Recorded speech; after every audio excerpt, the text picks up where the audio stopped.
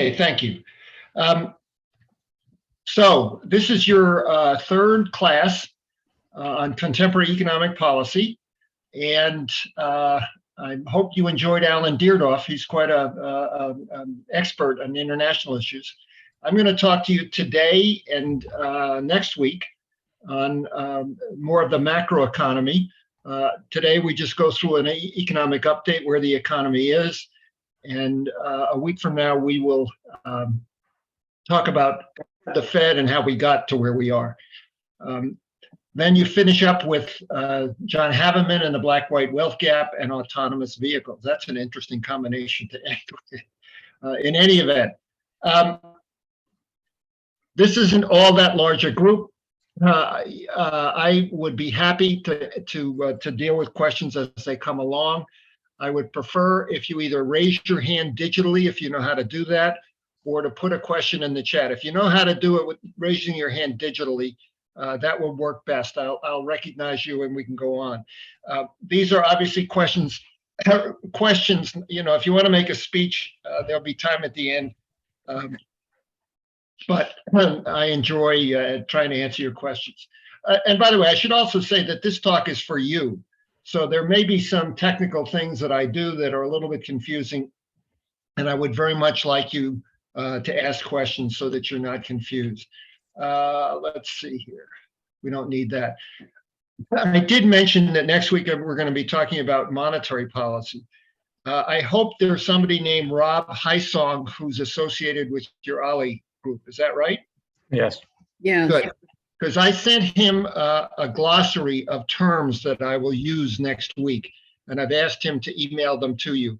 It's a 2-page document, and just look it over and see if it makes any sense. But we'll get to that next week. So I am a former professor of economics at Amherst College, and let's start.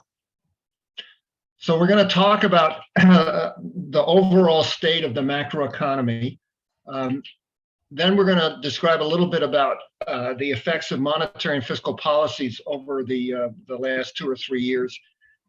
Talk a little bit about what lies ahead, and then talk about what's at stake, because the biggest issue at the moment is doing something about inflation. I think it would be useful for citizens to have some understanding of why we're dealing with the inflation issue. So the latest numbers that we have on GDP are for the third quarter of last year. The numbers for the fourth quarter, the first estimates of the fourth quarter are coming out next week. But in any event, our economy is almost a $26 trillion economy. And I've broken it down for you in terms of the components. Government isn't all of what you might think, and it's more of what you might think. It only includes government purchases of final goods and services. So it's not total government spending. Total government spending includes things like transfer payments. So it's government spending on military, jet planes, teachers, things like that. The other thing is it includes state and local government. It's not just federal government. Excuse me. Exports are a significant portion of our economy. And then we take out imports because we buy those goods and services. Part of consumption are imported goods, and we have to take that out so we're not double counting them. Most people are surprised that almost 70% of GDP is consumption. So figuring out what's going to happen to consumption is a large part of figuring out what's going to happen to the economy in the future. Okay. So this is an overall picture of where the economy is and where the economy has been. The purplish line or bluish line is a measure of where the economy would be if we were fully utilizing our resources. The technical term is potential GDP. It is where we would like the economy to be. The red line is real GDP, which is what was actually an estimate of what actually was produced. And as you can see, we were pretty close before the pandemic, we were pretty close to where we wanted to be. And then with the start of the pandemic, we had a small dip and then a big crash in the first quarter of 2020. The rebound caught a lot of us by surprise. The fact that GDP recovered so quickly was a surprise to most of us. Then the recovery, while it persisted, it slowed down. But by the third quarter of 2021, we were back to where we wanted to be, went a little bit above it. What's interesting is that the last two quarters of 2022, GDP actually fell, not by much, but it did fall a little bit. And since then, it's gone up. Okay, we got a question. Bob, could you unmute? You got to unmute. There you go. I'm good now. The question is, that graph looks pretty dramatic, and yet when I just look, it's only a 10% dip. So how does that compare with like other recessions, the Great Depression, the 70s? What percentage of dip did the GDP take at that time? A 10% reduction in output is very, very big. I don't know the numbers for how much GDP fell in the Great Depression. I should. It didn't fall as much in the Great Recession. I can tell you, Bob, when it comes to unemployment, I'll compare what's going on in terms of the unemployment rate in just a second, but that's a good question. By the way, the other thing I should have said is sometimes people get frustrated with this talk because I'm going to be talking about the macro economy, where we are in terms of the business cycle, unemployment and inflation. And people want to talk about climate change or inequality. Those are not issues I'm going to cover. They're not unimportant, but it's a different topic. What I should say, the reason I'm a macroeconomist and I'm interested in this stuff, it's a heck of a lot easier to deal with things like inequality and climate change if you have an economy that's running close to full employment with stable prices. So, okay. But Bob, one of the things that is important is we are very, very close to where we want to be in terms of production, at least in the third quarter. And by the way, the estimate, most estimates for the fourth quarter are something around 3%, which will probably eliminate that output gap. So 150 billion may sound like a lot of money, but don't forget, it's almost a $26 trillion economy. So relative to the total size of the economy, how far away we are from where we want to be is quite modest. Okay, a little local flavor. I guess the blue line, the red line is the GDP for the nation, and the blue line is for Maine. And it looks like your drop was nowhere near as almost half as big, although after that the pattern is very close. It is interesting, and this is going to show up in terms of the employment numbers as well. And maybe somebody has an idea. Maine is doing relatively quite well. And I don't quite understand that. I'm not an expert on the Maine economy, but some of you may have some insights, and by all means, raise your hands. So that's the overall picture of the economy, what's being produced. If we look at the labor market, we get a very, very similar picture. By the way, Bob, here is an example of, I put in the Great Recession so you could compare the fact that unemployment rose to something like 10%. So this one was much higher, but the bad news for this recession is it was very, very slow to recover, whereas the recovery from the pandemic recession has been much, much quicker. A lot of this had to do with all of the financial crisis and disruptions. We needed to work our way through this. This recession was caused by the pandemic. And when the pandemic is moderately under control, there wasn't as much damage that had been done to the economy. In the Great Depression, the unemployment rate was 25%. So, and then and we're going to talk about the Volcker recession in the early 80s, which was 11%.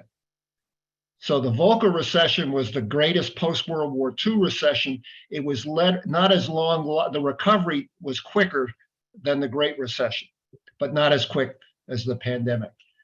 So the unemployment rate actually is exactly what it was, 3.5% prior to the pandemic. If you look at total employment, it's a little bit misleading. We're going to go into this a little bit more because yes, we got employment back to what it was, but you can see with population growth, you want employment to be increasing. So there is a gap here, and we're going to look at that in the next slide. This is showing you the growth in the labor force and just a projection of that trend, which is not all that great for reasons I'll get into. And then this is showing you the labor force that actually existed during the pandemic. The labor force is defined as the total non-institutionalized civilian population that is either working or looking for work. That's the definition of the labor force. And as you can see, that's down. It looks to be down about 3 or 4 million, maybe 5 million workers. That's an overestimate, but there's a lot of mystery as to where some of the workers have gone, and I'm going to explain why it's a bit of an overestimate in a second. Ricardo, do you want to go ahead, Ricardo? Do you include the undocumented people? It's interesting. That's the second time I got the question, so I'm better prepared for it this time. The way that they gather these numbers is the Bureau of Labor Statistics has a survey of 60,000 households. And they do at some point ask immigration status, but it plays no role. Now, it's possible that if you're an undocumented immigrant and the government knocks on your door, you may not participate in the survey. But in principle, it should include everybody that's living in the United States. Okay, this is showing you labor force participation. In other words, you take the total population of possible workers and you look at how many of them are either working or trying to find a job. And this graph is showing you one of the major explanations of this. If you look at I should explain what it is. The first is the blue line is the overall labor force participation rate, which is down about 2% from what it was pre-pandemic. The red line is the workers who are 55 and over, and the green line is the number of workers who are 65 or over with no disabilities. So a lot of what's happened is early retirements. A lot of the workers who were in the over 65 who are working have said, forget it, I don't need that. The rest of these are not terribly interesting. I tried to see whether there was a difference between men and women. You might think the women's is the red one. This makes some sense to me, although the differences aren't all that big because women have more childcare responsibilities and taking care of family members who might be sick. But by now, those differences are pretty much gone. Race doesn't seem to matter. It is interesting to me that the purple line, which has gotten the highest, is the Hispanic population. So here's the labor market in Maine. And I hope you guys will have some insight in this. I apologize. I wanted to get it in one graph. I know it's complicated. We'll go through it slowly. The first is a measure of total employment. I'm sorry, the red line is total employment in Maine. It drops by 15%, and then it rebounds, and it is now above what it was. I think it's by the way, it's better than the national. The blue line is labor force participation. And what's interesting to me about the labor force participation rate is that that one is recovers a little bit in 2021, but then is decreasing. So this is kind of a little bit unusual where you would have employment growing relatively rapidly, but labor force participation going down. And then the unemployment rate in Maine, it looks like you've had a little bit of trouble since the summer, but again, it's about 3.5%, which is the national average. So this is a little bit like that GDP in Maine that you seem to be doing recovered even better than the national economy. Again, I wish I knew more about Maine. And if you have some ideas as to what might explain it, particularly the growth in employment while labor force participation is going down, raise your hand and you can educate me. Okay, so we talk about the labor market, GDP as the real economy, and on the real side of the economy, things are looking good. GDP is close to potential. The labor market, at least as measured by unemployment, is fully recovered. There is a somewhat of a fly in the ointment because the labor force is about 1.5 million below what we would expect. And I need to explain why it's 1.5 versus the 5 million in a second. Okay, right now, Professor. The problem with my graph that indicated about 5 million is it assumed that the labor force would grow at the same rate as it was growing pre-pandemic if there hadn't been the economic disruption. That's not a good assumption. Does anyone know why? We would not expect the labor force to grow as rapidly from 2019 to 2023 as it had in the prior 15 or 20 years. Any guesses? Hey, I got a chat. Question or answer? COVID deaths. That's interesting, Jim. COVID deaths and people who can't work because they're sick, I think has something to do with it. But I think there's something else going on as well. Pat? Is it because people retired and didn't want to go back to work? Well, those are the 65-year-olds. I'm sorry, the 65-year-olds who aren't going back to work, that includes the 1.5 million. Mhm. They're in the 1.5 million. Okay. Barbara, I think you're next. Is it because the population is aging? You got it. You got it. By the way, we are doing better than China. I don't know if you saw the paper, but the Chinese population declined for the first time in our living experience. Well, probably during Mao he did. But one of the things that's interesting about the Chinese case is their labor force has been decreasing since 2015, which is going to lead to some interesting problems in China. Population decrease. Well, it's not a decrease, Karen, but it's a slowing of the working age population.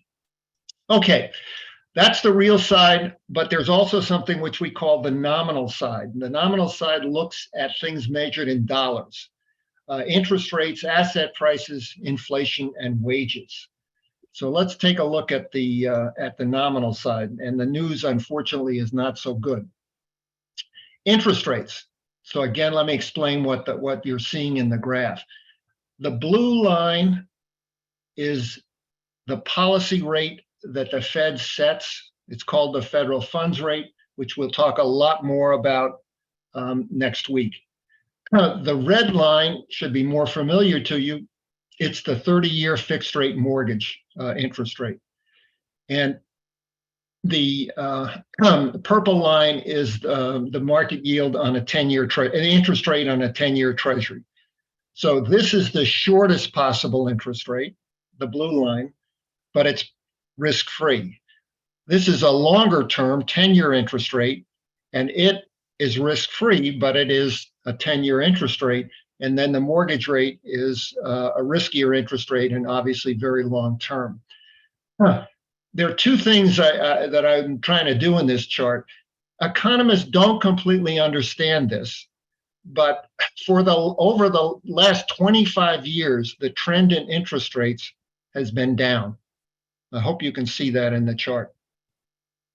Some of the explanations have to do with what we were just talking about, the aging of the population.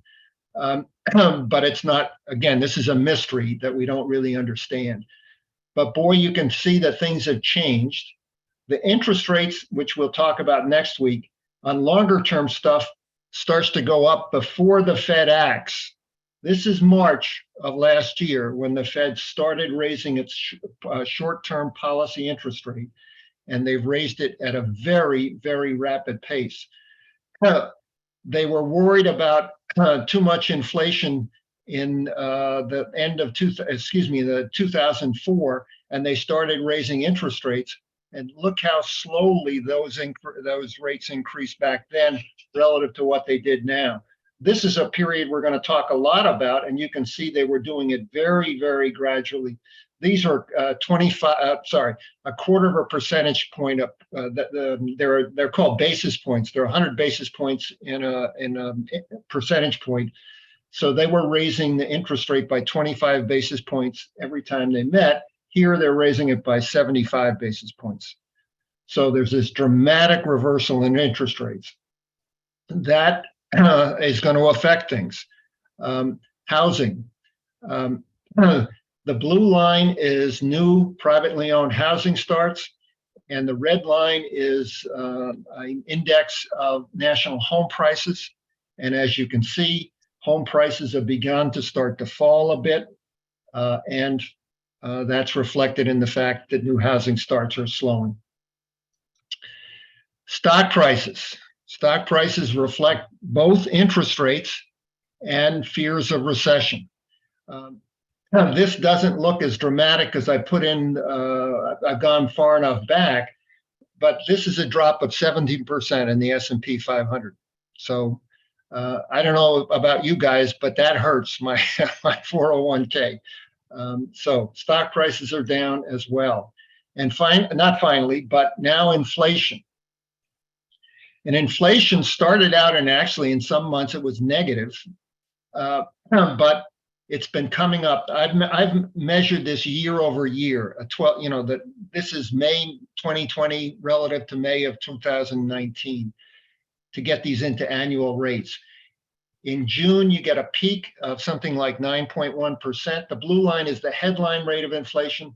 That's come down to something under 7%. The red line is something called core inflation, where we've taken out food and energy prices. When you do that, that's about 72% of the total weighting of the CPI is the things that are not food or energy. That's come down to below 6%. So let's talk just briefly about why we do that. What as an economist, and this gets people frustrated. They say, look, I pay for groceries and I pay for gasoline. What are you doing? You're taking that stuff out. You're making things look better, but it doesn't help me in my pocketbook. As an economist, I'm sympathetic with that, but I also am trying to figure out where inflation is going to be 6 months and a year from now. And the state of the macroeconomy is going to have more of an effect on the red line than on the blue line. So, for example, the blue line includes eggs. Eggs prices can go up because of the economy is overheated. But egg prices have gone up in the last cycle because we've had avian flu. And I'm hoping we're not going to have avian flu 6 months from now. Food and energy tend to be affected by these transitory factors that don't reflect the state of the economy. And that's why, as an economist, we like to take those volatile prices and take them out of the picture. Okay, we're going to have to dig in the weeds a little bit here because the news is actually better. And I should have mentioned this. This pandemic has been crazy. So that prices all over the place services have been gone way down. Prices of goods have gone up. It's all of the past historical relationships have been screwed up. So it's very, very difficult to figure out where the economy is going. But there are some signs that are relatively good, and I want to point out to them. And they're statistical artifacts. And by the way, it's interesting because what the CPI is measuring is that the prices of the goods that households are paying, okay? 40% of the red line and a third of the blue line is what's called the index of shelter, and that is based upon rents. Okay. So again, by the way, it's a survey of no, it's not a survey of households, but it's a survey of, some of this is a survey of households. It's a survey of prices that people are actually paying. So when they ask somebody, what are you paying for rent? They are paying a rent that was negotiated some time ago, maybe as many as 11 or 12 months ago. So the shelter index is showing you what's been happening to the average rents in leases over a long period of time. In other words, it's not showing you the rent that you would have to pay if you went out and rented a new place. And I'm going to get to a measure of that, but at first I'm going to try to answer Pat's question. So unmute, Pat. Why is it just renting? Why doesn't shelter include home ownership also? It does. You're going to get me in trouble. I'll go on and on and bore you to tears. What economists, the way they think about home ownership and the cost of home ownership is essentially, what are you getting out of your house? It's not the home price. You buy the house and you enjoy it for a number of years. So to try to get at the cost of housing, what they do is they measure an equivalent rental value. In other words, if you own your own home, they try to estimate what you could rent your house for. So after all is said and done, the shelter index is all rents. That's the only way they can do it. But you can see that the home price would not be the right thing. No, definitely not. Okay. But what that means is that this thing has a lot of inertia to it. It turns out, Zillow, you've all heard of Zillow. Well, Zillow collects information on asking rents. Okay. And the blue line is the year-over-year increase in the CPI shelter index. And that orange line is a year-over-year, month-by-month index of asking rents. Now, you don't see much dramatic change because they're just bouncing around 4%. But look at what happens when the pandemic starts. The asking rents come down relatively quickly, right? The CPI shelter index doesn't come down as fast. That's exactly the same phenomena that I've been describing. Now, when the asking rents were shooting up because everybody wanted to work at home and so forth and so on, the blue line lagged behind. What I'm trying to indicate to you is, given that these asking rent prices are coming down relatively quickly, what do you think is going to happen to that blue line?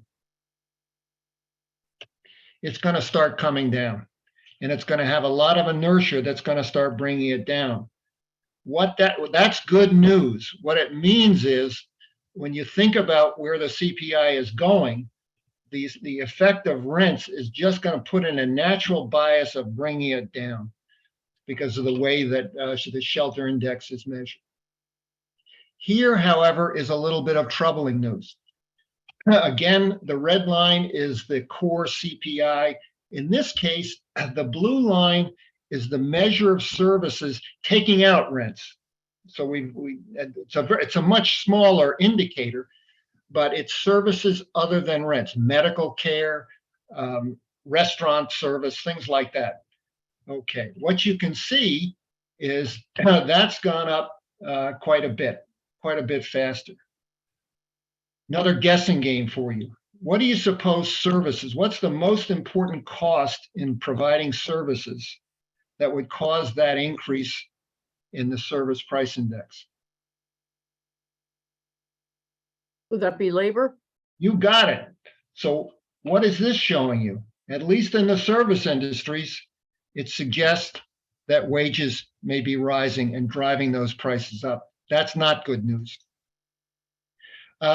Before I get to the labor market, probably next month I'm going to have to change this, but gas prices relative to where they were in the middle of 2022 have come down. But notice, and in the last month, they've been starting to rise again. And I think I have the New England gas prices as well as the overall US gas prices. Okay, wages.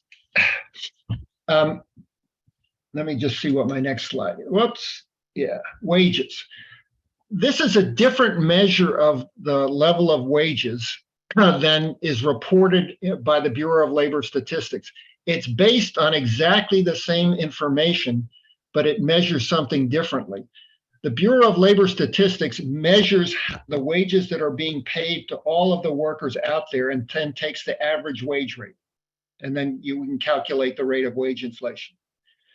The problem with that has to do with composition. So, for example, there was a big shoot up in wages in the start of the pandemic. How come?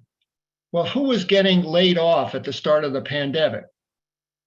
Low-skilled workers, restaurant workers, people in the services. Whose jobs were safe? Professionals.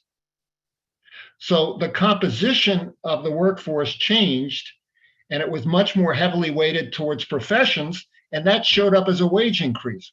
Well, individual workers weren't getting wage increases. It was just a compositional effect. So the Atlanta Fed, what it does is it looks at the same data, and it looks at individual wages relative to what they were in the preceding 12-month period, and they take the median and they report the median. The blue line is the median wage, overall blue line, that's this one right here. And that one is 6%. And you can see that wages in general are rising. So Pat's suggestion that maybe the services are reflecting rise in wages is true. This level of wage increase is not consistent with getting stable prices. But I'm showing it to you for another reason, and that is since they have individual data, they can break down the wage growth in terms of the quartiles of the people receiving it. So the most interesting line to me is this green line. That represents the first quartile. That means it's the lowest wage workers in the economy. The light blue line is the top 25% of the highest wage workers in the economy. And look at what's been happening in the latest recovery. It's the lowest wage workers who are getting the biggest wage increases. So there is some good news about, very good news about the recovery in the sense that the people who were hurt the hardest are getting, these are the people who lost their jobs, but when they got their jobs back, they are starting to enjoy wage increases. So this picture is there for two reasons. Number one, wage inflation is too high. Even though it's not as high as inflation, it's not consistent with stable prices. But number two, in terms of inequality, the recovery has been helping the lowest wage workers. Okay, that's an overview of the macroeconomy. So let's talk a little bit now about what monetary and fiscal policies have been doing. Fiscal policy is government spending and tax rates. It's decided by Congress and the president. So just as a summary, in 2021, there were massive fiscal stimuluses, absolutely massive. The largest fiscal stimuluses relative to the size of the economy since World War II. To remind you, we had the CARES Act that started off rounds of stimulus checks that were sent out. The last stimulus checks were last January. We had expanded unemployment benefits. We had provided unemployment benefits for gig workers like Uber drivers, and we provided payroll protection loans. There's undoubtedly the case that a lot of that money ended up in the wrong hands. But be careful in making too quick a judgment about that. The most important thing at the time was to get money out the door quickly, okay? Because there were people who really needed it, and I'm going to show you some evidence of that. When you get the money out the door really, really quickly, you don't do it as carefully as you might want to. There's no question that some people got stimulus checks that didn't need it. There was a lot of fraud in the expanded unemployment program. and payroll protection loans were, this is where firms would borrow money from the government to pay their workers. And then if they could show they kept the workers on the payroll, the loans were forgiven. So they were ending up, I think Tom Brady's exercise place got payroll protection loans. Lots of law firms got payroll protection loans. By the way, I'm down in South Carolina. I think my property owners association got payroll protection loans. None of those groups needed them. But at the time, what we were trying to do was to prevent a disaster. And don't forget, that was that rapid rebound that we actually did get. Monetary policy, starting in February and March of 2020, became extraordinarily accommodative. In other words, they lowered their policy rate to 0. They did a new round of something called quantitative easing, which we'll talk a lot more about next week, where they were buying longer term and risky risky securities. There's an article in the Wall Street Journal that says that this was a disaster because it's going to end up costing the taxpayer money. We'll see. Again, what they were trying to do was to make sure that we didn't have a deep depression. Since March of last year, we've had the most rapid increase in interest rates since Paul Volcker. Paul Volcker was the one who had that recession and caused the recession in the early 1980s. We'll talk about him in a second. Okay, so let's look at fiscal policy. And again, a complicated diagram, but bear with me.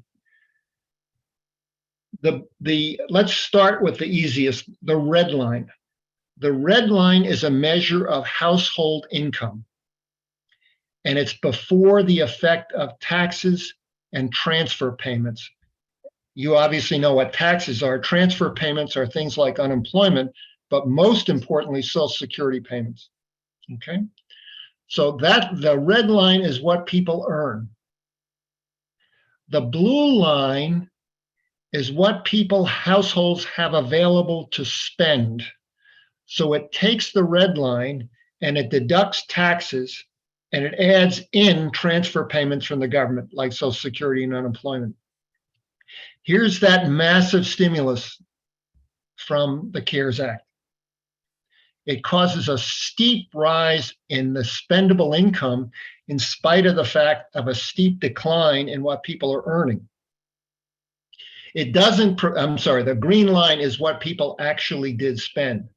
It doesn't prevent the initial drop in spending, but come on, the initial drop in spending was because we weren't going to the movies anymore or we weren't eating out at restaurants. It wasn't, for many of us, fortunate people, it wasn't that we didn't have spending power, it was we were afraid of the pandemic. But it allows spending to increase so that now spending is much, much recovered. Sorry, I needed to point out that because you gave households lots and lots of transfers and cut taxes, and they didn't spend it all, it led to an enormous increase in household savings. And the distance between the blue line and the green line is savings. Normally, I'm messing this up, I'm sorry. Normally that distance is something like that, right? You can see that for most of this period, that gap between the blue line and the green line is wider than it normally is. But what's happening to it recently? Those two lines are getting closer together. So if the blue line being very much higher than the green line means excessive savings, the blue line closer to the green line means unusually small household savings, which makes some sense. If you paid off your debts and you accumulated money in the bank, now COVID is somewhat under control. Now people are spending some of that excess savings. This is not small change. It's estimated that the excess savings that was generated during this period up until about here was on the order of $2.2 trillion. Again, we have a $26 trillion economy, and the output gap is only 150 billion. So that's a lot of spending power that households accumulated, and this is showing you that they're beginning to spend it. I apologize, I should have pointed out that normally we end up net paying taxes. That's why the blue line is normally below the red line. Again, the blue line is what you can spend, and the red line is what you earn before taxes and transfers. You can see that that the blue line gets close to it.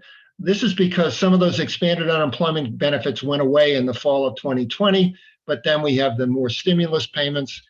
And finally, by the beginning of 2022, we're back to a more normal relationship between the red and the blue line. Pat, did you have a question? Yeah, well, you answered it. Thank you. Okay, so fiscally driven recovery. Spending recovers, the green line, because of this massive amount of purchasing power that's transferred from the government to households.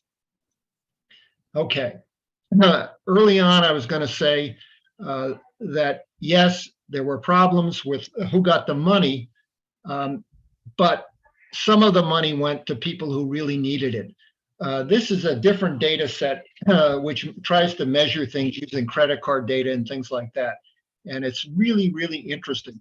So what I have is the percentage change in all consumer spending, and it starts in January of 2020, and it keeps track until August of 2022. That's the part that's interesting to me. And I have two graphs. The red graph are low-income workers, and the blue graph is high-income workers. So we see that there's a sharp drop in both low-income and high-income workers. Their spending, and it makes sense to me that the low-income workers drop is smaller than the high-income workers, because the high-income workers are not taking cruises, right? The low-income workers are cutting on their grocery bills and doing the best, not going to the movie theater, but that's a lot less expensive than not going on a cruise. But then here's the first CARES Act stimulus payment. There's a little jump in the high-income workers. Some of them didn't get it. But look at what happens to the low-income workers. Their spending recovers much more rapidly. And you can see that again in some of these other stimulus payments. So the stimulus payments allowed the low-income workers to preserve their spending. And I think particularly in the beginning, this is really quite important, because the blue guys can afford to cut their spending. The red guys can't. Now, what's interesting here is the red and the blue, they're not the same data set, but they're trying to get at the same group of people. But the red line is below the blue line. This is the change in employment of the low-wage workers and the high-wage workers. This is why I'm telling you those stimulus checks, they may have been excessive, they may have gone to the wrong people, but boy, there were some people who really needed the low-wage workers. Okay? Okay. Now, sometimes we call that a K-shaped recovery in the sense that the affluent got back to pretty much normal fairly quickly, whereas the low-wage workers have suffered much more severely. So that's fiscal policy. This is showing you the monetary policy, and I'm zeroing in on the period here is the period of the recession, and you can see that the policy rate gets driven to zero. It's basically kept at zero until most recently. I think this is March of 2022. And the 30-year fixed rate mortgage does come down. And by the way, you know, you guys are, some of you are as old as I am. Less than 3% in a mortgage? My goodness gracious. I got my first mortgage in 1972 and it was 7 3/4, I think. These are extraordinarily low interest rates. And similarly, the treasury yield is quite low as well. Okay. Zero interest rates until March and a big quantitative easing program at that point. Again, we're going to talk in more detail, but this chart is up there just to give you a sense of how massive this stuff was. This is showing you the total assets that are held by the Fed. And the blue are Treasury securities. The, I don't know what color that is. Reddish brown is what are called agency securities. Bob, I'm going to get to you in a second. Agency securities are mortgage-backed securities. They're private securities issued by investment banks that are used to fund mortgages. The lower the interest rate on those mortgage-backed securities, the lower the interest rates on home purchases. Okay, Bob, go ahead, unmute and ask your question, and we'll come back to this. Please explain quantitative easing, QE. Yes. Quantitative easing is when the Fed, instead of trying to affect short-term interest rates, let's go back.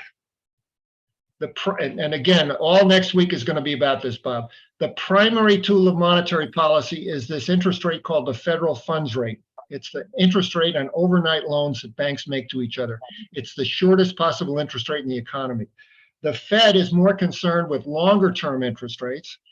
And when you've got the effective policy rate at zero, you've run out of ammunition with your primary tool, but you still would like to have longer rates come down. So what they do is the Fed buys the longer term assets and the riskier assets. What that does is fewer of those assets are available to the private sector, and therefore the interest rates that the Treasury and the agencies have to pay gets driven down. So it's in a way to affect long-term interest rates, not using the federal funds rate.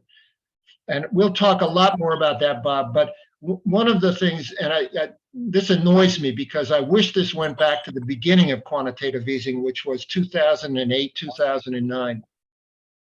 In the fall of 2009, the Fed's total, this line for the Fed, the fall of 2008, this line would be 800 billion, okay? Currently it's, I'm sorry, in 2015, it looks like it's 4.5 trillion.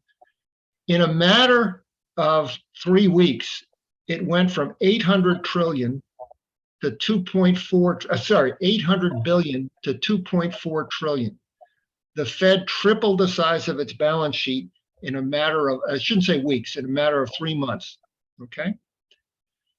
Okay, well, this is March of 2020, and what you go is you have this 4.5 trillion, and you go and jump up to something like $7.5 trillion. And this isn't a matter of months, this is a matter of a couple of weeks. So this is massive purchases of government securities and agency securities by the Fed, trying to affect long-term interest rates. Again, there's some controversy. If I can, I'll try to update you on the controversies as to why people are angry with the Fed for that. Once you start talking about trillions of dollars, people's heads kind of get nervous. This is showing it as relative to the size of the economy. Relative to the size of the economy, the Fed went from about 20%, their holdings of treasuries and agency securities is something like 20% of the economy, up to something in excess of 35%. Let's go, Dave, why don't you unmute, and then Pat, I'll get to you in a second. Dave, go ahead, unmute. Can you comment on your opinion on how successful or advisable quantitative easing was in two venues, one or two frames? One is just with the pandemic, and one, I don't know, 7 or 8 or 10 years before that, where we're busy doing it before. Great question, David. I'm happy to answer it. Although, don't forget, I'm awfully glad I'm not making these decisions. It was unprecedented when it was done in 2008. And I think it saved the world. How about that? Okay. I think that that what's his face? Jerome Powell went way overboard, that we did not need. There was a reason for this, and I don't want to go on and on and on because I'll put people to sleep. But believe it or not, the safest capital market in the world is the market for U.S. Treasuries. And in the middle of March, there were technical problems in the Treasury securities market that caused a real panic in the financial world. And in a matter of weeks, Powell instituted all these programs and put massive amounts of money into the system. I think they didn't need to be quite so enormous. But again, I'm glad, David, that, it's easy for me to say it was too much. If it had been too little, the world economy could have collapsed. But in my opinion, it was too much. Matt. What did they buy? I mean, they invested in like 3 billion or whatever, however much money. Excuse me. They bought. But they what bought were they buying, and where did all that come from? They bought it from private investors, long-term government bonds, and mortgage-backed securities from private investors. So the private investors wouldn't hold the mortgage-backed securities if they were only paying 4%. So the Fed said, well, we'll buy them from you at a price and we'll only be getting 3%. Jim Mason, can you unmute? Yeah.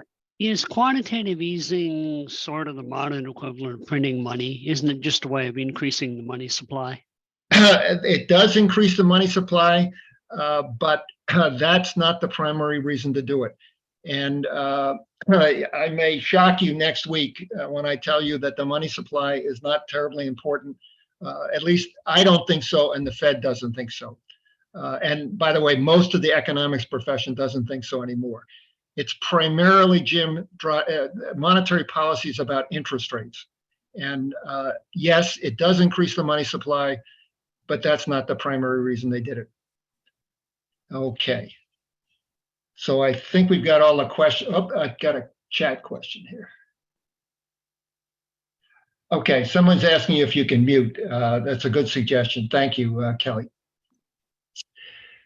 Okay, so next week we'll talk more about quantitative easing. For the moment, all I wanted to say was you can't get more accommodative than what the Fed did starting in March of 2020.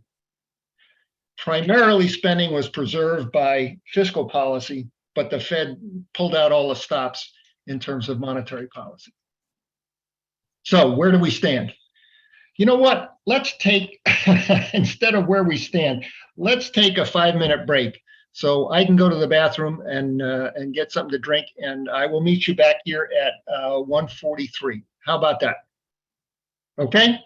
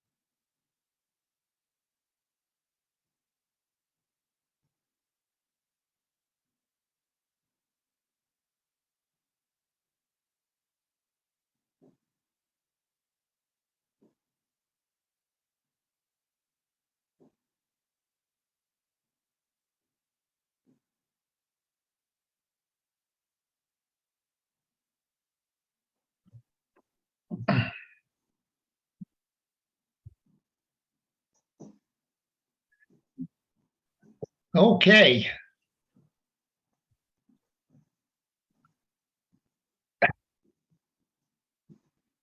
So, as I was saying, we're going to talk about where we stand.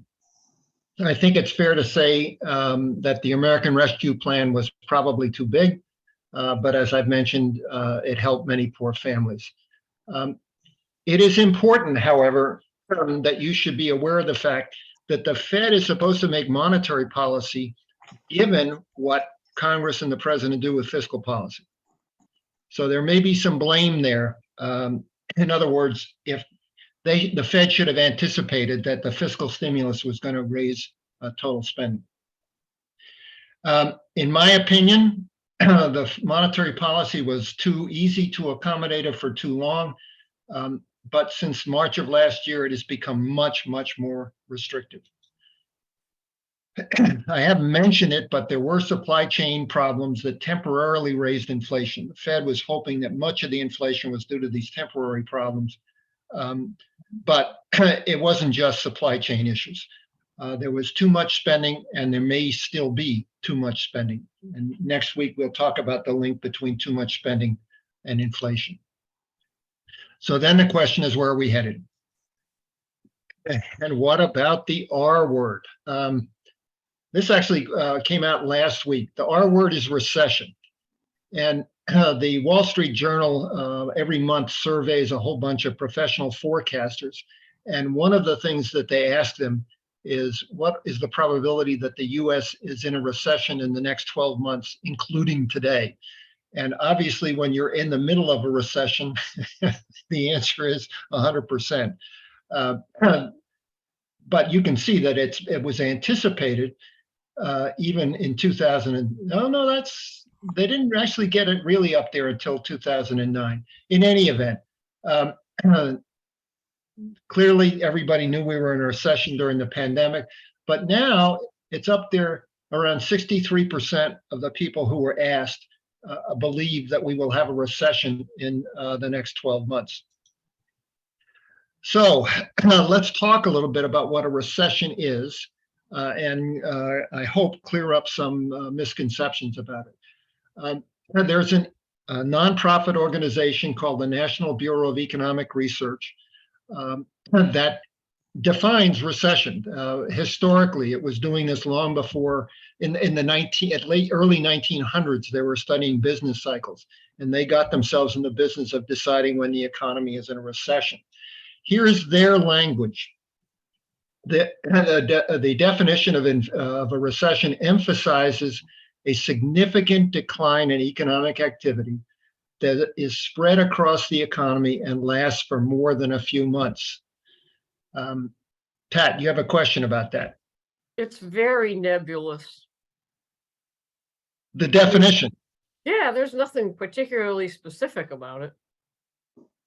Okay. Well, there's a rule of thumb which is much more specific, Pat, but doesn't always work. And the rule of thumb is 2 consecutive quarters where real GDP growth falls. And you may see this reported in the newspaper. 2 consecutive quarters means a recession. Well, guess what? We had 2 consecutive quarters of negative real GDP growth, but the NBER did not call a recession. And why not? Well, was it a significant decline in economic activity? GDP growth fell, but not by very much. The unemployment rate was falling. So it wasn't much of a decline in production. And in fact, it was not widespread because the labor market was getting stronger. So Pat, that's why it's a little bit more ambiguous. Okay. It has to be a more significant and widespread decline. Thank you. Recessions are caused by decreases in total spending. Okay. This graph is harder to read because of the pandemic business, but here's where those 2 consecutive quarters of negative real GDP growth comes from. The bars in all my graphs are periods of recession, as called by the National Bureau of Economic Research. The red line is the unemployment rate, and the blue line is GDP growth. So if you can see, some of these recessions don't look like, maybe they're less than 2 quarters, but you can see that periodically you get rises in unemployment during recessions and negative real GDP growth. That's pretty much the rule. Okay, here's the most recent period, but look, unemployment's falling as opposed to the Great Recession, where unemployment is rising steeply. So I'm not surprised that the MBER didn't call it a recession, but in general, more typical recessions, you get bigger increases in unemployment and more persistent and larger decreases in real GDP. Okay, so prospects for consumer spending. Remember, consumer spending is 70% of GDP. So if you can tell me what's going to happen to the consumers, I've got a pretty good idea as to what's going to happen to total spending. This is a graph was done by Deutsche Bank that is showing you that excess savings. Remember, I said it's estimated to be something like $2.2 trillion. And Deutsche Bank, I don't know what data they were using, but has been trying to keep track of what's going on, of the excess savings. And what you can see is that it's coming down, and it's coming down fairly fast, which probably explains why the economy has continued to recover in spite of no more fiscal stimulus. What's of concern to me is this is a measure of credit card debt. Do you know why the credit card debt falls so steeply? It's the mirror image of this. If you're getting a lot of excess stimulus money, you certainly want to pay off your credit card debt to begin with. But look at what's happening is that credit card debt is growing very, very rapidly. To me, what this suggests is that the momentum of consumer spending is at best slowing.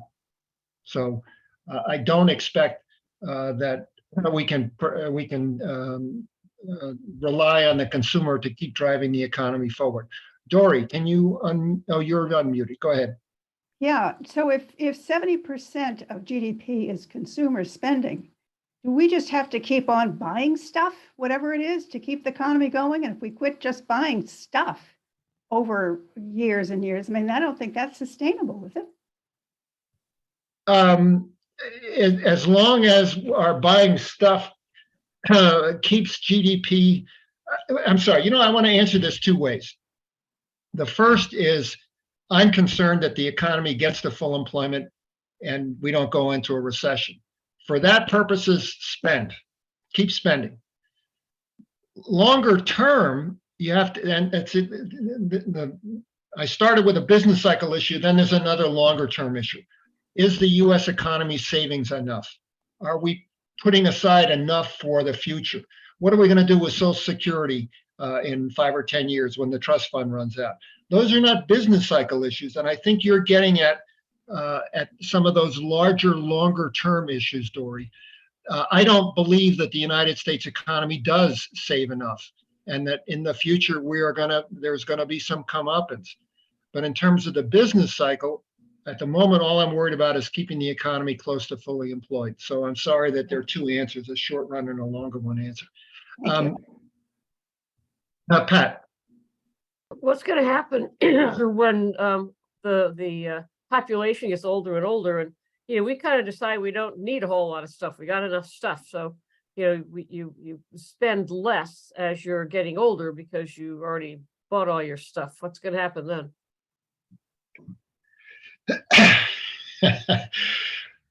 I don't know. That's an easier answer. I don't know. Again, I think you're talking about longer issues. Consumption has never been a problem for the United States. And what's interesting about it is one of the bright spots for China, you remember they've got this, the problem of the aging population, is the Chinese never consume. Consumption in China is 50% of GDP. I went to China on a leave, and I had somebody look up the data for me, and he came back and showed me this 50% consumption. I said, oh, clearly that's wrong. It's got to be closer to 70%. No, 50%. We have some longer run problems. One of my lectures is on debt and deficits. It's a very depressing lecture. You're lucky you're not going to hear it. We need to do something about these issues. And Pat, one of the things I'm afraid is that Social Security is a great thing for ending poverty amongst the elderly. But again, it transfers a lot of resources to people who do not need it. And we're going to at some point have to deal with these issues. Okay, so consumption doesn't look like it's going to be too bright. This I actually pulled off the web right before I got on the call today. This is evidence that the labor market is cooling, and I wanted to show you this chart along with the one that's coming next because it's related to things that you're reading in the newspaper. There is some evidence that the labor market is cooling.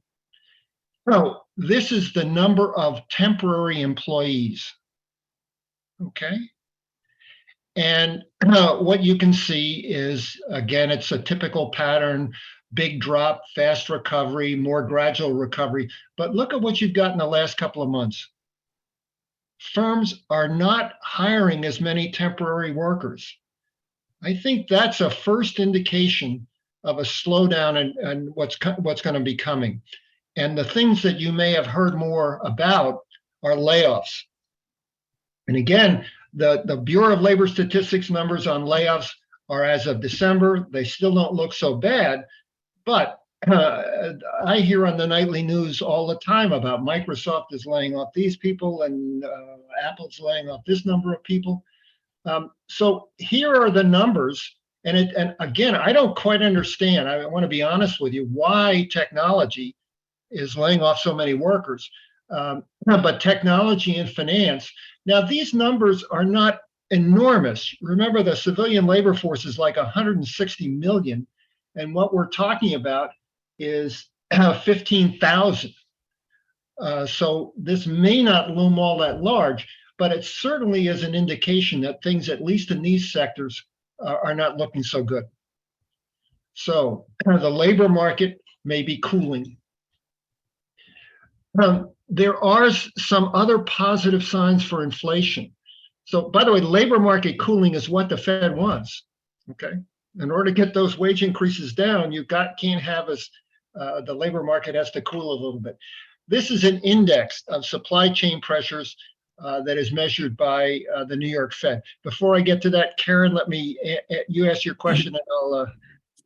Well, on the previous slide, it might be suggesting where people are spending money, and instead of just assuming that people are buying more stuff, which maybe many of us don't need, you've got growth in energy, healthcare, automotive. Maybe people are investing in solar panels and heat pumps and things like that. Just an observation. Could more be. micro, but Could be. Bob, have you got a question? Yes, I got on mute. I did.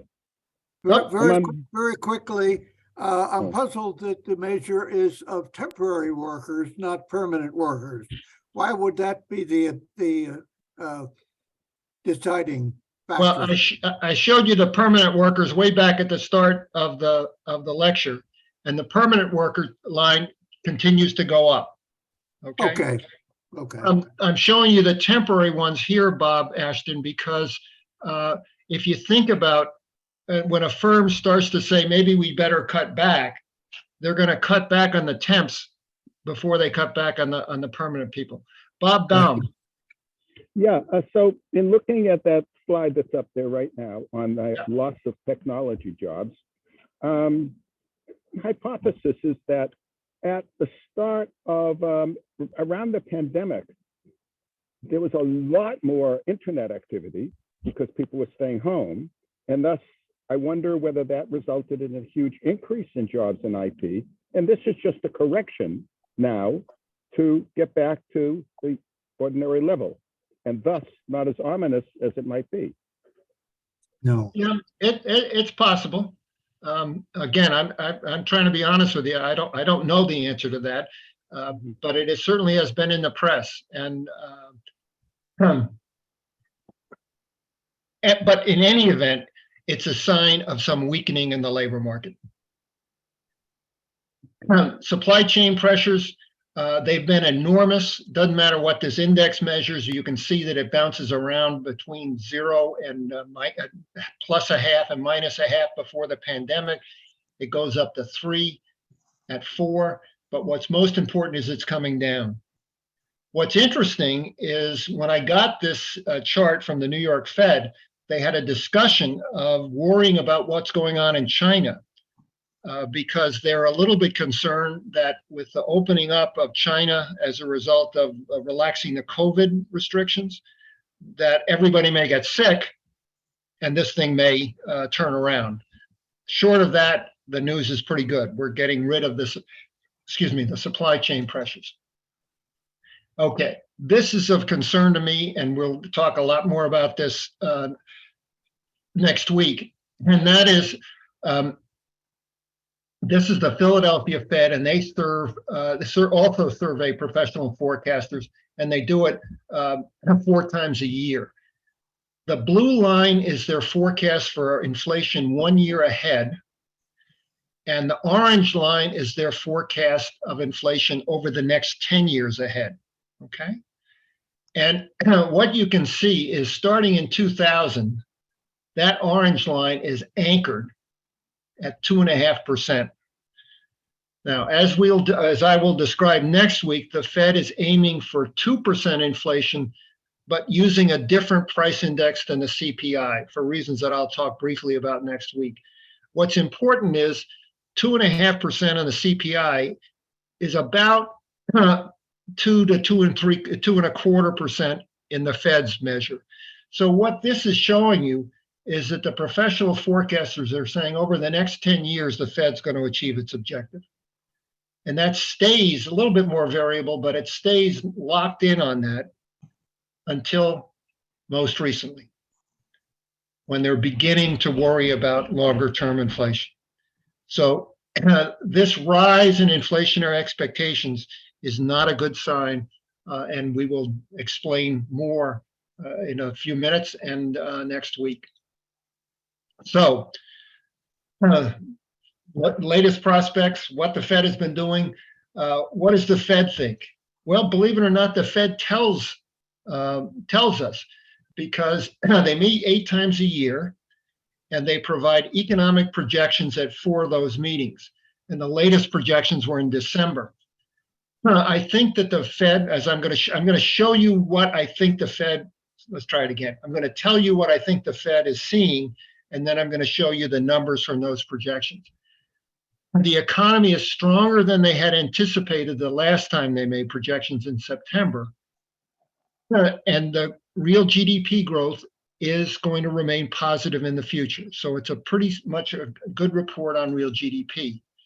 They believe that unemployment will have to rise by about 1 percentage point in order to achieve their objectives for 2% inflation. And they also think that short-term interest rates will have to rise some more. They're currently at about 4.5%, and the Fed is saying we're going to have to raise them to something about 5%. They also believe that inflation will slowly return in a matter of a year or two to their 2% target. The economists have these wonderful jargons. Let me explain the jargon, Bob, and then I'll get to you. The metaphor, it's not jargon, metaphor. A soft landing is when the pilot comes in and you barely feel the wheels hit the ground. That's the Fed getting inflation down to 2% while keeping the economy as close as it can to potential. That's the soft landing that everyone would like to. Well, unemployment rising by 1 percentage point is not a soft landing, but a hard landing I'm going to show you in a couple of seconds. Bob, you have a question. You got on mute. I'm sorry, Bob. Yes. So I'm just wondering if there's any statistics that show, like they do in stocks and stocks predictions, and how this correlation is almost 0. Is there any correlation? Does anyone know the correlation between the Fed's predictions and its actual success at correct predictions? Well, I'll tell you something, Bob. Believe it or not, there are lots of PhD economists who write theses about that. And there's sort of good news and bad news. The Fed is about as good as the private forecasters. Mhm. That's the good news. The bad news is forecasting GDP growth and stuff like that is very, very difficult.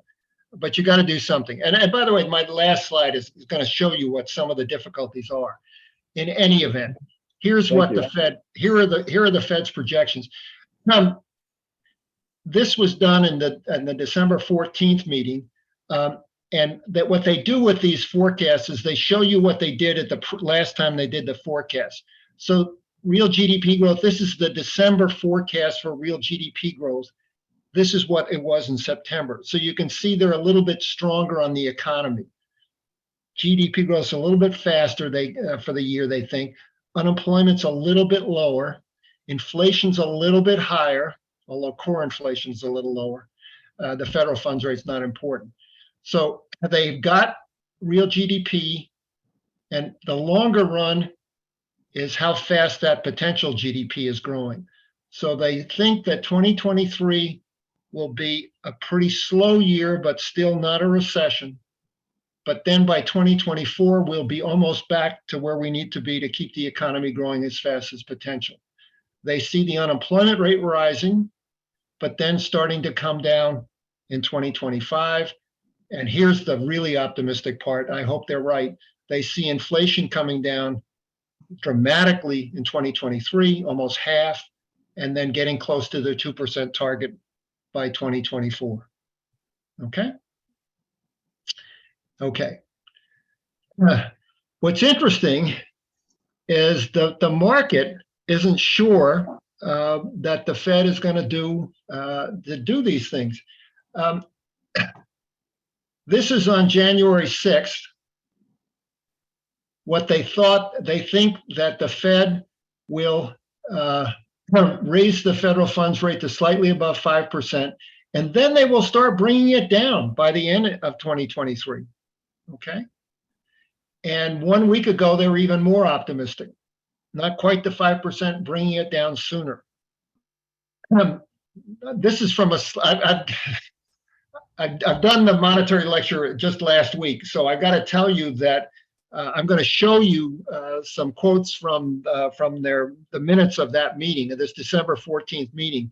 But one of the statements in that December 14th meeting is none of the participants in the meeting believed that it would be appropriate to lower the federal funds rate anytime during 2023. The market doesn't believe them. So where are we headed? Growth in spending is certainly slowing. Labor market is still strong, although there are some recent signs it's getting softer, and the jury is out whether or not we're going to get a hard or soft landing. Inflation's coming down, but how fast will it come down? The plain answer is we don't know. Now, here you go, Bob. Do you remember, I think it was Donald Rumsfeld who was talking about war and there were known unknowns. Here are the known unknowns.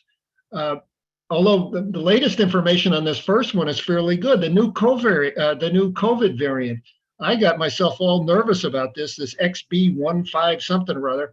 And yet, if you look at the New York Times, the numbers have been coming down. So maybe we're out of the woods on that, but that remains uncertain. Bob, are you very good at predicting what's going to happen to war in Ukraine? I'm not. But that matters for the GDP forecast. So have a little, patience for your economic forecasters. The budget fight, that one is really, really big. And if you're not aware of it, there's this anachronistic law called the debt ceiling, and the government cannot spend money and borrow money if it exceeds the debt ceiling. Technically, we're already at the debt ceiling. But Janet Yellen at the Treasury can do extraordinary things to ease the debt ceiling temporarily.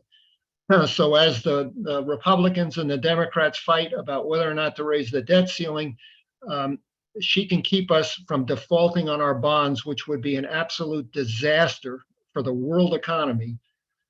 That can't go on forever. So she can maybe hold off a default until June or July. If you want to ask me questions about that, we're almost done. So, and then finally, what will the Fed do? Will they reverse course on interest rates relatively quickly, or will they decide they've got to raise them even farther. We don't know. And then, as Rumsfeld was famous for, there are the unknown unknowns. Macro forecasting, I mean, goodness gracious, hey, would you have known in December of 2021 that Russia was going to invade Ukraine? I mean, those are the things that just make forecasting extraordinarily difficult. So what's at stake? Soft landing, hard landing, getting inflation down, don't getting inflation down. Well, this is a preview of what a lot of what next week is going to be about. It turns out that if people expect inflation, that can be a self-fulfilling prophecy. People expecting inflation means they tend to ask for higher wages. Firms want to raise prices because they think inflation is going to erode the purchasing power. So expectations of inflation are very important for actual inflation. Paul Volcker was a Federal Reserve Board chair in the 80s. And in 1981, he realized this. Economists had been studying it and been arguing for the importance of inflationary expectations. Paul Volcker took it to heart, and he wrung inflation out of the system at enormous cost, a massive recession. Bob Baum was asking me about previous recessions. The Volcker recession was 11% unemployment. Relatively short-lived in the United States, not so in Europe. Europe had a lost decade, and it caused, so in other words, unemployment in Europe stayed higher throughout the 80s and was permanently higher, partially as a result. The interest rates that Paul Volcker instituted precipitated a Latin American debt crisis, which was great for, wasn't so good for the people in Latin America. But for the US, it worked. So let me show you how it worked. Another complicated graph, but bear with me. So the orange line is the easiest one. The orange line was the actual rate of inflation. Okay? You can see most recently it's picked up. The blue line was the survey of professional forecasters forecast for that inflation rate made a year earlier. So let me give you a specific example. This looks, let's assume this is January of 1970. The actual inflation rate was something over 5%. In January of 1969, the professional forecasters were saying it was going to be like 3%. So the blue line is a measure of the forecasters' expectations of inflation, and the orange line is what actually happened. Okay? So you can see it takes the professional forecasters to experience the high inflation before they raise their forecasts. Pat, let me get through this slide and then I'll get to you right after that.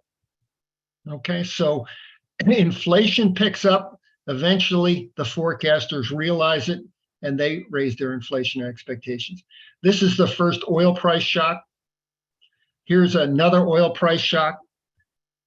And here's where Paul Volcker gets into the act. He raises interest rates to 21%. By the way, I should point out that inflation is double-digit rates. We're talking about 11%, 10% inflation. Inflationary expectations are almost as high.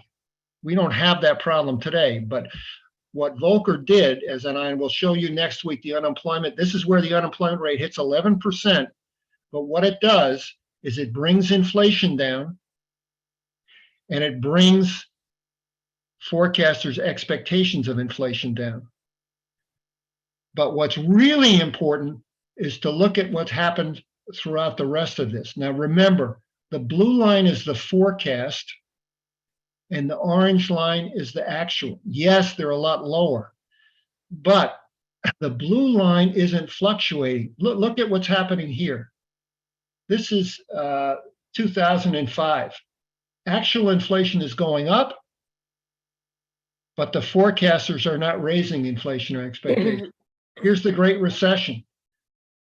It does come down eventually, But what I'm trying to get at is relative to the fluctuations in the fluctuations caused in the blue line caused by the orange line, they're a lot less. So Volcker brought inflationary expectations down and he stabilized. And that has explained a lot of the good economic performance from the middle of 1990s up until the Great Recession of 2008. It's paid enormous dividends, but it came at an enormous cost, both in the US and more importantly in the rest of the world. The question is, do we have to repeat Paul Volcker in order to get this thing under control?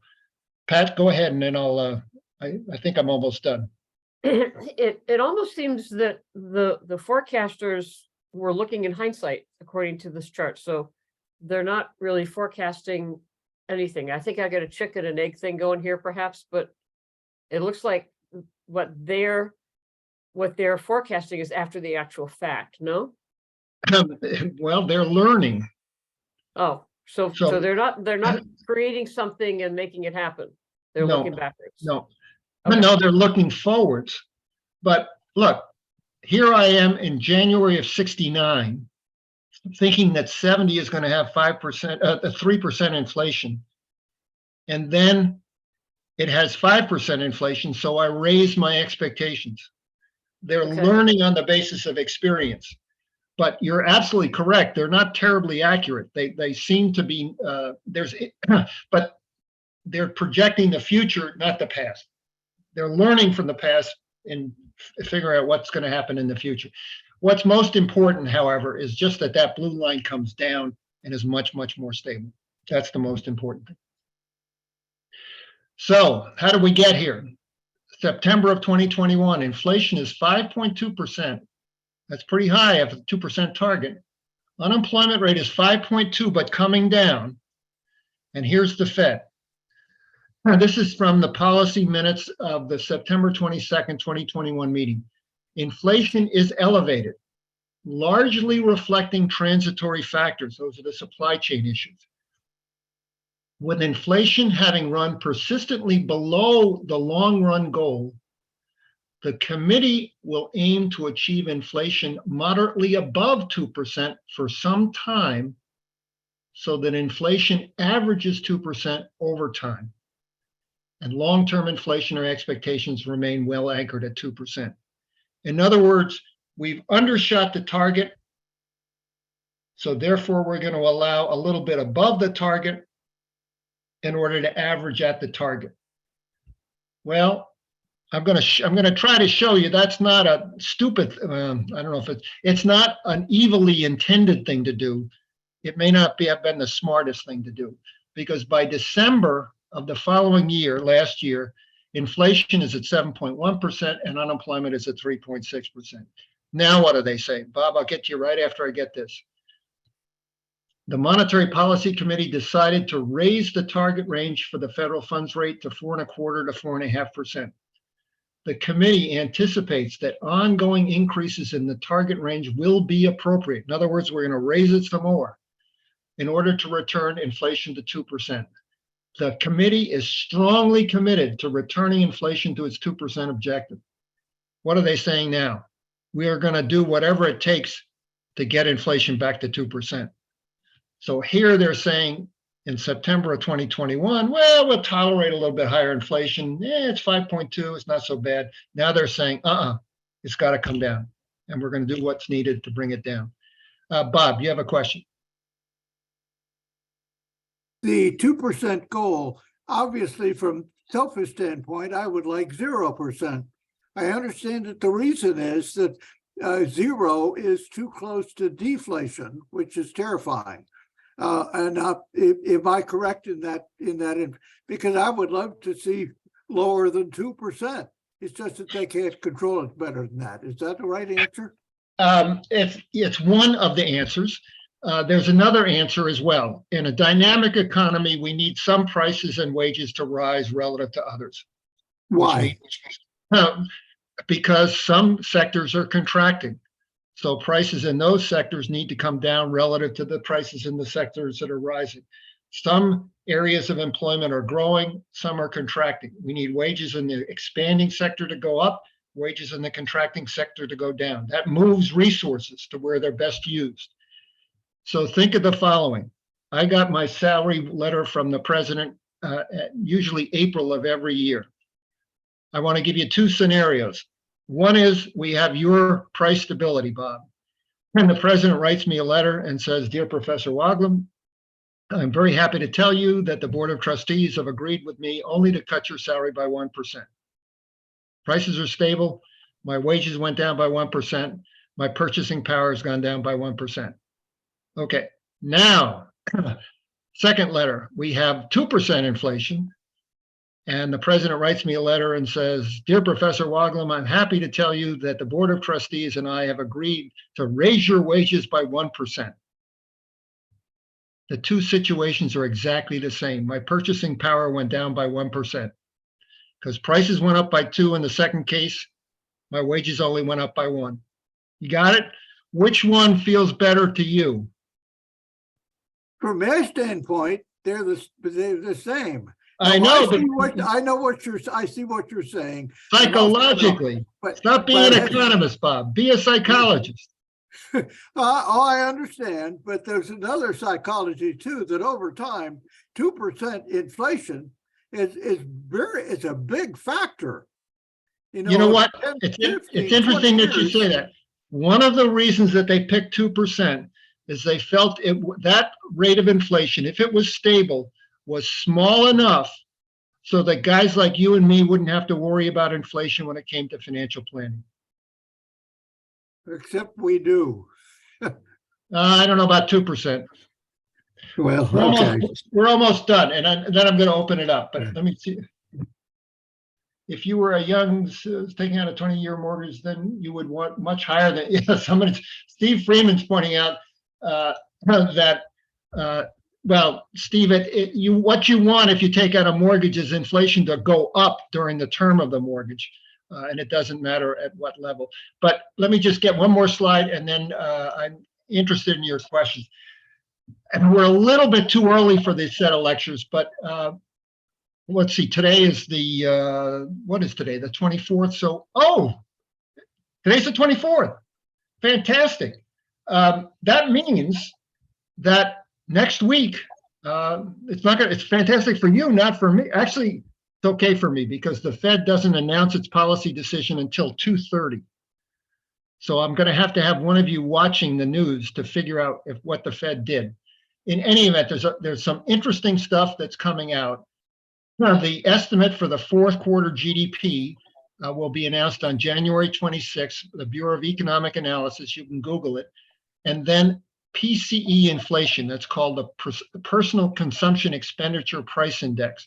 That's the Fed's preferred measure. The Fed wants that at 2%. That will be announced for the December reading, will be announced on January 27th. And then when we meet again, we will have our own Federal Open Market Committee meeting. Well, I try to give you the lectures to tell you what the Fed's going to do. And you can laugh at me. You can read the paper and see how wrong I was, but we'll see.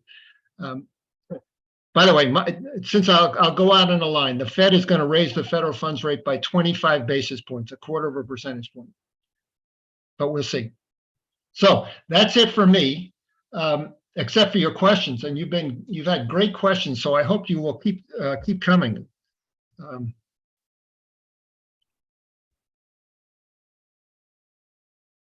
Anybody?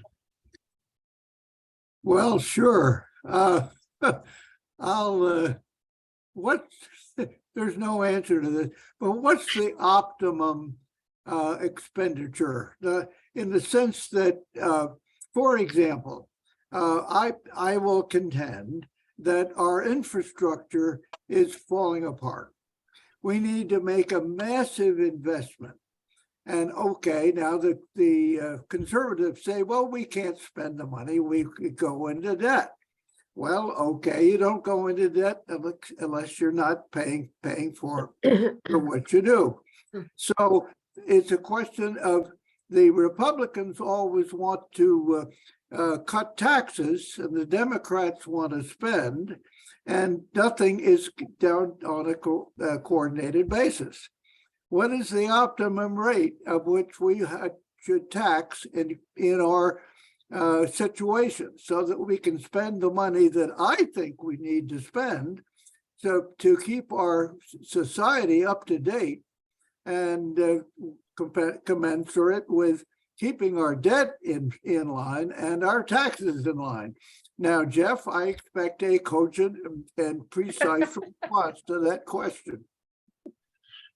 This is what this is worth what you're paying for it. Although you guys may be paying for it, I'm not getting anything for this lecture. So, in any event, I'm gonna answer your question on my personal biases. Okay.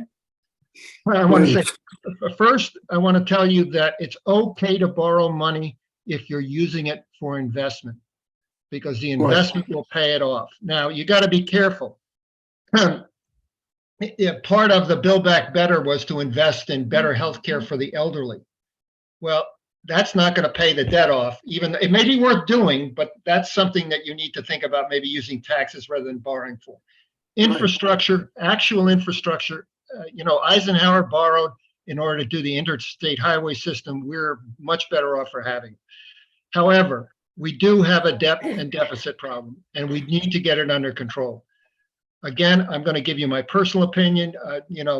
This is not need, because need is definitely nonpartisan. I think we need to repeal the Trump tax cuts. Right. And I think we may have to go further. I think we may need to do things like well, you may not like this. More affluent people may need to pay more.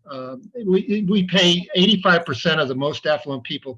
I'm sorry, most affluent people, 85% of their Social Security benefits are taxable. That probably should be 100%.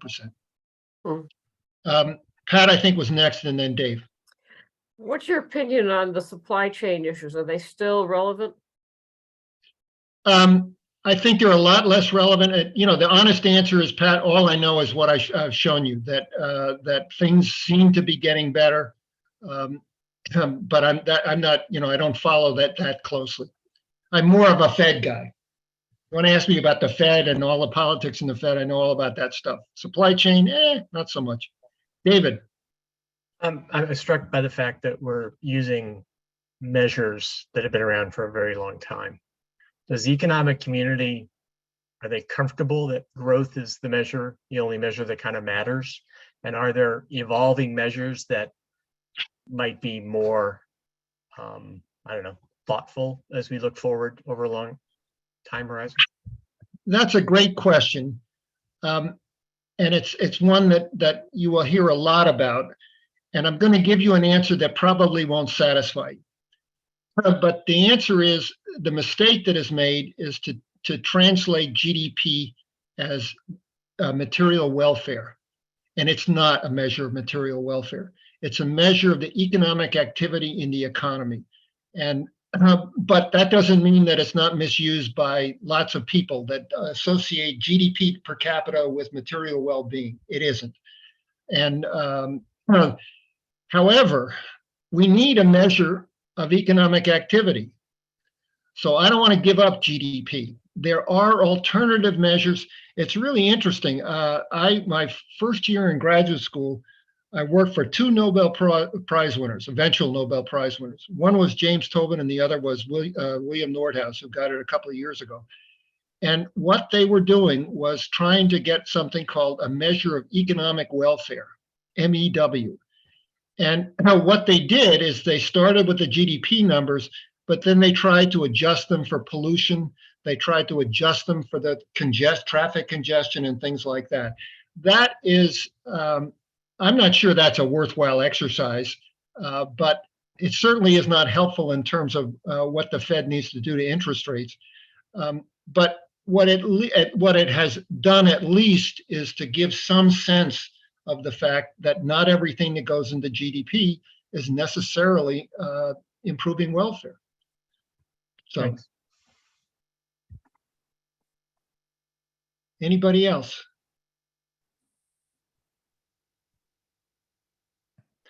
Does anybody know what happened in the court hearing today in Georgia?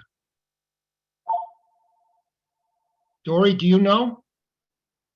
No, I was going back to the GDP, and that was, I guess, the point I was trying to make, that if it's just stuff that we're buying, economic activity sounds better than stuff.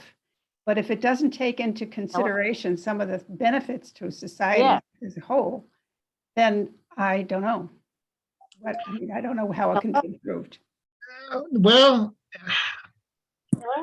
we tend to be, first of all, there are lots of Yes. there's lots of spending that economists don't like, spending on cigarettes and alcohol and guns and things like that, because they harm other people. But in general, economists Oh, are good. reluctant to think That's about wonderful. to think about what people should spend their money on. In general, we believe that people know what they want to spend their money on, that what to make them the most happy. Now, Dory, I tend to agree with you that I'm aghast at some of what is being said. Oh, okay. But I think the best way to deal with that is to educate people and then Right. to make their own choices with some Right. exceptions. Well, she'll probably place it then, and then I can pay her because she wouldn't worry about. I think this is iPad 3. Could you mute? So. I can mute. Sorry. What? Sorry. Anybody else? It's a good issue, Dory. It's a more longer run issue, but yeah. What kind of a society do we want to live in, and what are our priorities, and a whole bunch of things. Thank you. With what infrastructure, et cetera. Yes. We have to pay for it, and we're not willing to do it. People don't get the idea that your standard of living may go up if you pay more taxes. That's a horrible thought, but it's true. Well, I think the one that I might scare people with is that if you don't do something about debt and deficits, your standard of living may go way, way down. That too, yeah, absolutely. But that's a hard sell. You know, one of the interesting things, and I don't want to be, too down depressing, is our political system. And we have tough issues. And it seems that we can't deal with them in Congress. And I don't know how that's going to change. I hope it changes. Bob. You got to unmute, Bob. So what you just said about debts and deficits, when I read Krugman, doesn't totally agree with you. He feels that this is a real political issue that, as he says, real serious people talk about, and with quotes around it, as this makes good talking points, but it isn't connected to the reality. And he brings things back to 2011. He gives quotes like today about 1.7% interest rate. We pay 1.7% of our total economy. So he truly does not feel it's as great an issue as a lot of people do. Bob, I read Krugman religiously. I think he's a I'm really, sure. really smart economist. I happen to disagree with him on a lot of things. One of the things I find, although it's interesting because he and Larry Summers have been in a dispute as to whether inflation is transitory or permanent. And he's beginning to say, I had it a little bit wrong. So that's the first time I've heard him say he's been wrong about anything. What saying that for a long time. Two things can be true at the same time. Arguments about debt and deficits can be used for political purposes. Okay, there's no question. I mean, there was something on the news today that Republicans have raised the debt ceiling 49 times, and the Democrats have raised it 20 times. But who are they complaining about raising the debt ceiling? The Republicans. Why? Because they're out of power. There's no question that you can use arguments for political purposes, and I think that's what Krugman is pointing out. Krugman earlier, and I don't disagree with this, you don't worry about a deficit when your house is burning. You just put it out, whatever it takes. During the pandemic, our house was burning and we needed to spend that money. But the longer run issues, again, it may be used for political purposes, but we're on a trajectory of debt to GDP going from about 105% as it currently is to over 200%. That's not feasible. And there are consequences. And again, I'm not going to give you the debt and deficit lecture, but one of the consequences is at the moment, the United States is the international reserve currency. Why? Because our capital markets are the safest in the world, because we have a reputation for political and economic stability. We can lose that reputation, and we could lose it if we continue to run up enormous deficits. We can also lose it, by the way, if we were to default on our government bonds. I mean, this is one of the real dangers of this debt crisis, is that we have. There was a French foreign minister who eventually was a premier in France, Giscard d'Estaing, who said the United States enjoys an exorbitant privilege. International trade is done in dollars. That means that foreigners want our dollars, and they want growing amounts of dollars to finance their trade. We benefit from that. We have lower interest rates because foreigners want our debt. But at some point, if we're irresponsible, both in terms of trying to print too much debt, or by defaulting on that debt or threatening to default on that debt, we can lose that privilege. And that would be a catastrophe. I agree with Krugman that it's not of immediate concern, but I think it's something that we need to deal with at some point. We can't have the projections of what's happening to our debt and deficits can't come true. They won't come true. The question is how we resolve it. Okay, anything else?